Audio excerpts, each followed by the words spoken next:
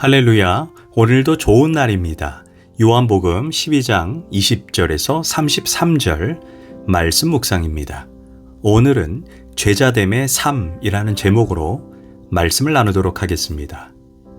누가복음 14장을 보면 예수님께서 자신을 따르고자 하는 제자들을 향해 망대의 비유를 통해 경고합니다.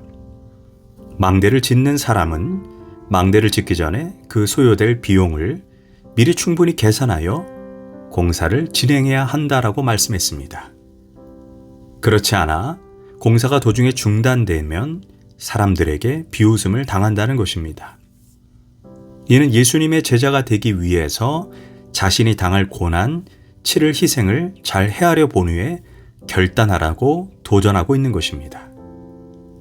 예수님의 제자가 되어 이후에 받을 축복, 영광, 권세, 천국만 생각하지 말고 그것을 얻기 위해 치러야 할 대가를 지불해야 한다는 것입니다.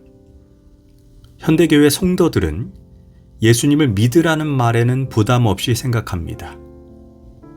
그러나 예수님을 섬기기를 원하십니까? 주님을 위해 희생할 각오가 되어 있습니까? 라는 말에는 매우 부담스러워하고 괴로워합니다. 또한 현대교회 성도들은 수고하고 무거운 짐진 자들아, 내게 와서 쉼을 얻으라. 이 말씀은 굉장히 좋아합니다. 반면 나의 멍에를 메고 나를 따르라 라는 이 말씀은 매우 부담스러워합니다. 주님이 주시는 축복과 형통을 누리기를 원하지만 정작 주님이 십자가를 지고 나를 따르라는 말에는 뒷전에 서려고 합니다. 참으로 모순된 행동입니다.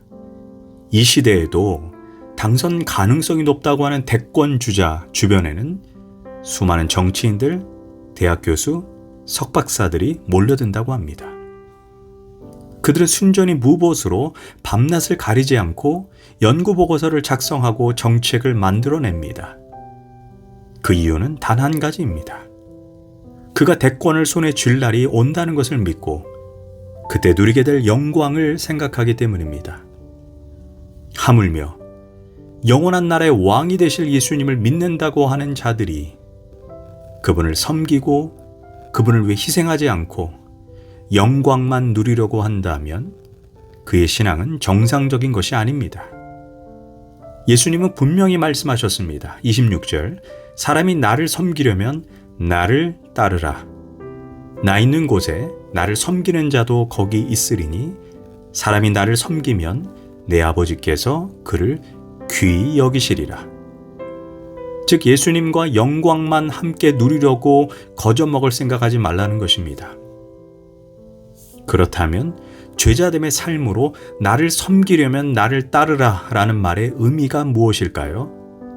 첫째, 예수님처럼 종이 되어야 한다는 의미입니다. 나를 섬겨라에서 섬기라 이 뜻이 디아코네오로 이는 나의 종이 되라 라는 의미입니다. 우리가 알다시피 예수님은 이 세상의 귀족이나 왕자처럼 고귀한 신분으로 오시지 않았습니다. 주님은 하늘 보좌에서 그 모든 영광을 다 버리고 사람의 몸을 입고 종의 모양으로 이 땅에 오셨습니다. 그리고 이 세상에 계실 동안 아버지 하나님께 죽도록 충성하는 종이었습니다. 예수님은 종으로서 하나님께 얼마나 철저히 순종하셨는지 27절, 지금 내 마음이 괴로우니 무슨 말을 하리요? 아버지여, 나를 구원하여 이 때를 면하게 하여 주옵소서. 그러나 내가 이를 위하여 이 때에 왔나이다.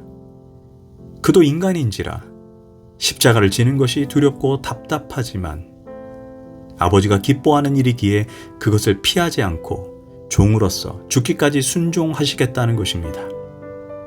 더 나아가 예수님은 자기를 따르는 우리들에게도 자신과 동일하게 하나님 앞에 종이 될 것을 요구하고 계신다라는 것입니다. 누가복음 17장 7절 이하에서 예수님은 종의 일상을 이렇게 말씀합니다. 한참 바쁜 농번기에 주인과 함께 머슴은 하루 종일 밭일을 합니다. 해가 져 어두워지면 주인과 종은 다 집으로 돌아옵니다. 주인은 집에 들어서자마자 우물가로 가서 몸을 깨끗이 씻은 후 새 옷을 갈아입습니다. 그리고 저녁을 기다립니다. 그러나 종은 다릅니다. 그는 당장 부엌으로 달려가서 불을 떼고 저녁을 짓고 반찬을 만들고 그런 후에 주인에게 밥상을 가져가야 합니다. 그렇다고 주인이 그에게 수고했다라고 말하지 않습니다. 누가복음 17장 10절은 이렇게 말합니다. 이와 같이 너희도 명령을 받은 것을 다 행한 후에 이르기를 우리는 무익한 종이라. 우리가 마땅히 해야 할 일을 했을 뿐이라. 종으로서 마땅히 해야 할 일을 다 한 것뿐이라는 것입니다. 여기에서 종은 무슨 사례나 칭찬을 바라지 않습니다. 예수님은 지금 우리 모두가 이와 같이 종의 마음을 가질 것을 교훈하고 있습니다. 왜냐하면 예수님도 이 세상에서 하나님 앞에 그렇게 사셨기 때문입니다. 그렇다면 예수님은 이 세상에서 무엇을 위해 종으로 사셨습니까? 요한복음 6장 39절 나를 보내신 이의 뜻은 내게 주신 자 중에 내가 하나도 잃어버리지 아니하고 마지막 날에 다시 살리는 이것이니라. 즉 한 영혼도 멸망당하지 않고 구원하여 마지막 날에 살리기 위해 충성하셨던 것입니다. 그렇다면 제자된 우리도 한 영혼을 구원하는 일에 최선을 다해야 합니다. 물론 그런 의미에서 우리 모두가 자신의 젊음을 송두리째 불태우는 선교사가 되면 좋겠으나 부르심이 각자 다릅니다. 그러나 우리가 무슨 일을 하든지 간에 가정일을 하든 사업을 하든 자녀를 키우든 이 모든 것이 영혼 구원과 하나님 나라의 영광이 되어야 합니다. 우리가 왜 가정을 소중히 여겨야 합니까?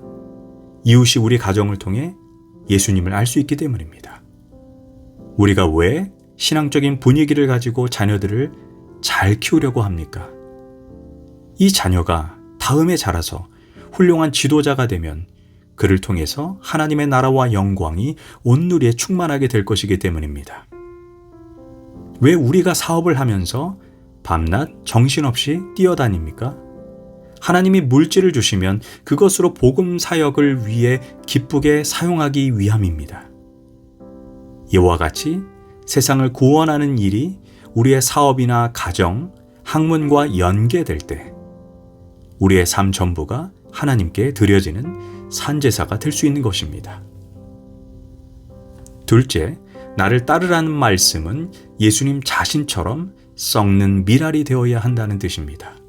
24절 내가 진실로 진실로 너에게 이르노니 한 알의 밀이 땅에 떨어져 죽지 아니하면 한 알이 그대로 있고 죽으면 많은 열매를 맺느니라. 이 말씀 속에는 예수님 자신이 십자가에 죽어야만 세상이 구원을 얻게 된다는 것입니다. 예수님은 이 말씀대로 행동에 옮기셨습니다. 그리고 제자들인 우리에게도 자기의 본을 따르라고 말씀하십니다. 그렇다면 한 알에 썩어지는 밀알이 된다는 것은 구체적으로 무엇을 의미합니까? 25절 자기의 생명을 사랑하는 자는 잃어버릴 것이요 이 세상에서 자기의 생명을 미워하는 자는 영생하도록 보존하리라. 여기에서 자기의 생명을 미워하라 해서 생명이 푸시케로 목숨이라는 일반적인 의미 외에 자아, 뜻, 의지, 소원이라는 뜻이 있습니다. 즉 자기를 부인한다라는 의미입니다. 즉 예수님은 하나님의 뜻에 철저히 복종하기 위해 자신의 소원이나 뜻을 다 부정하고 죽으셨습니다. 그런 점에서 우리가 예수님을 따르려고 한다면 우리 자신의 모든 것, 심지어 우리의 소원까지 부정할 수 있어야 합니다. 이것이 썩는 밀알이고 그때 많은 열매를 맺게 된다는 것입니다. 당신이 주부이든 학생이든 직장이든 상관없습니다. 어디에서 무엇을 하든지 이 세상을 구원하는 귀한 일에 쓰임받는 종이 되어야 합니다. 한 번밖에 없는 우리의 인생입니다. 나중에 후회하지 말고 지금이라도 하나님께서 기뻐하시는 일을 시작해야 합니다. 우리의 젊음과 지식, 재물, 시간, 이 모든 것을 세상을 구원하는 일에 사용해야 합니다. 주님이 이렇게 충성하는 자에게 두 가지 보상을 약속하셨습니다. 나 있는 곳에 나를 섬기는 자도 거기 있으리라. 또한 내 아버지께서 저를 귀히 여기시리라. 참으로 아멘입니다. 충성에는 언제나 보답이 있습니다. 할렐루야. 기도하겠습니다. 주님을 따를 때 주님의 가신 그 길처럼 나도 주님의 종이 되길 원합니다. 주님처럼 복음을 위해, 공동체를 위해 썩는 밀알이 되게 하소서. 예수님의 이름으로 기도합니다. 아멘.